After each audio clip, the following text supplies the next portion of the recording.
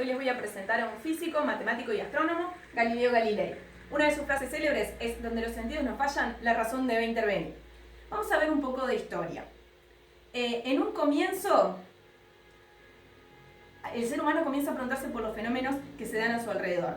Y se llega a una explicación mitológica de estos fenómenos, o sea que se le atribuye a los dioses el que esos fenómenos se fueran desarrollando.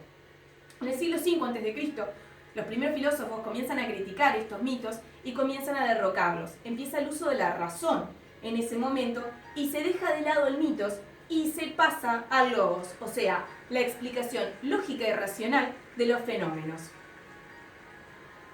En el siglo IV a.C. encontramos a un filósofo griego muy importante, Aristóteles, que era una autoridad incuestionada. ¿Qué quiere decir incuestionada? Que lo que él proponía se daba como cierto y no se discutía. Por ejemplo, él creía en la teoría de los 4 elementos. Si bien no era su propia teoría, él la profesaba. ¿Qué era la teoría de los 4 elementos? Que toda la materia se formaba por aire, fuego, tierra y agua. En ese momento surge la teoría de Leucipo y Demócrito, la teoría atomista, pero él dice que no es cierto, que no podía ser, y los tacha de locos y la teoría atomista se deja de lado.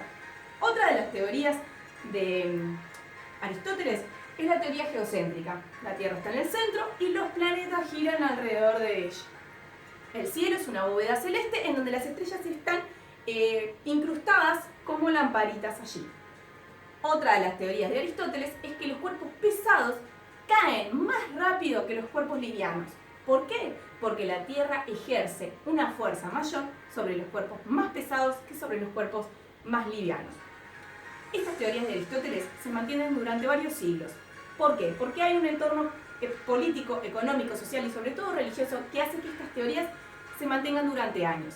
En ese momento, en el siglo IV a.C., surge un fenómeno religioso llamado cristianismo, en donde no se podía cuestionar las teorías, la divinidad, no se podía cuestionar a Dios. Dios era el creador y el todopoderoso.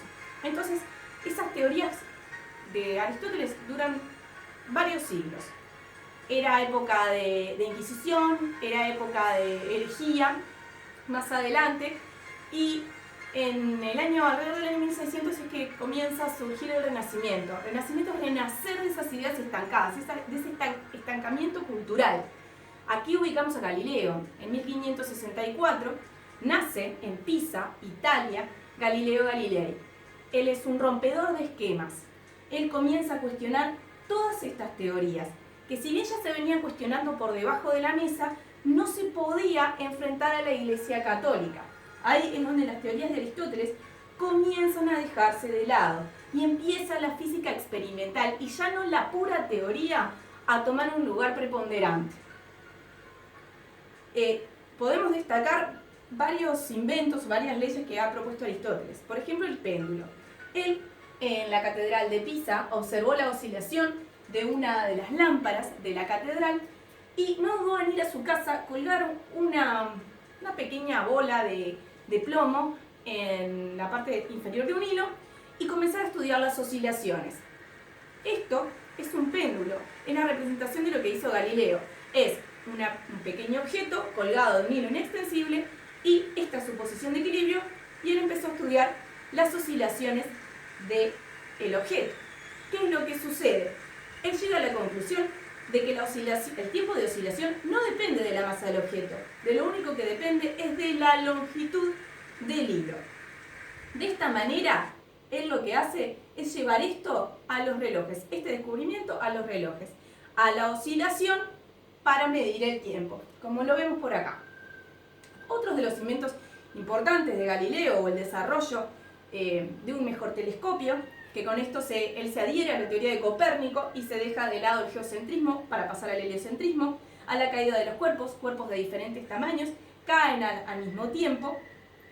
También él desarrolla el termómetro de agua, que fue muy importante. El compás o el sector, en ese momento se llamaba sector, fue muy importante para la navegación. Tengamos en cuenta que en ese momento eran épocas de conquistas, de navegación, de conquistar territorios, de expandir. Entonces, el compás fue muy importante para la navegación y más adelante nosotros lo utilizamos para matemática. De esta manera, este filósofo y científico fue muy importante para la física. Es considerado padre de la física, padre de la astronomía y padre de la ciencia. En ese momento fue donde se dejó la teoría pura, el simple pensamiento, y se llevan a cabo con instrumentos. A los 77 años, Galileo muere en las afueras de la ciudad de Florencia, pero dejó un legado sumamente importante detrás y en el porvenir. Muchas gracias por mirar el video. Hasta la próxima.